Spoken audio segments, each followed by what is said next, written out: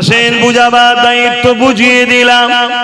পরিবর্তন হওয়াটা নসিবের ব্যাপার, আর আল্লাহ পাকের কাছে কৈফিয়তটা নিজেকে দিতে হবে। এ নওজওয়ানেরা মনে রাখবেন, ঈমান দিয়ে আল্লাহ আমাদের বিজয় দিয়েছে। আল্লাহ নবীকে সাহাবারা বললেন, বাবারা আমার উম্মতরা প্রচুর মার খাবে। সাহাবারা জিজ্ঞাসা করেছিলেন, হুজুর মার খাবার কারণটা কি? আল্লাহ নবী বললেন, তাদের সংখ্যা কম হবে না, কিন্তু তাদের মধ্যে দুটো খসলত ঢুকে যাবে। কি দুটো খসলত? নাম্বার 1 হলো তারা আল্লাহকে ভয় করবে না, তারা ভয় করবে দুনিয়ার শাসককে, দুনিয়ার তাগুতি শক্তিকে, দুনিয়াকে তারা ভয় করবে, মৃত্যুকে তারা ভয় করবে।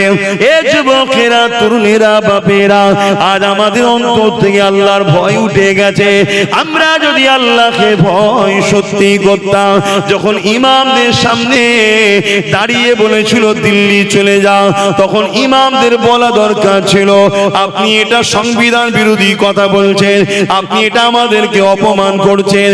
আর যদি বলার ক্ষমতা নাও থাকতো, অন্তর থেকে ঘৃণা করে সঙ্গে সঙ্গে বেরিয়ে চলে যাওয়া দরকার ছিল, কিন্তু না বেরোতে পারলো না, না ঘৃণা করতে পারলো না, না প্রতিবাদও করতে পারলো না। কেননা আমাদের হৃদয়ে আল্লাহর ভয় উঠে গেছে।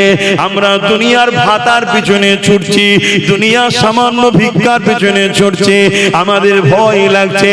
যদি আমরা এই কথাটা বলে দিই, যদি আমাদেরকে মাইনে বন্ধ করে দেয়, আমরা যদি এই কথাটা বলে দিই, আমাদেরকে যদি জেল জরিমানা হয়ে যায়, আমাদের যদি এই কথাটা বলে দিই, এই কথাটা বলার কারণে যদি আমাদের উপরে নারাজ হয়ে যায় শাসক, তাহলে আমাদের ইমামতিটা চলে যেতে পারে।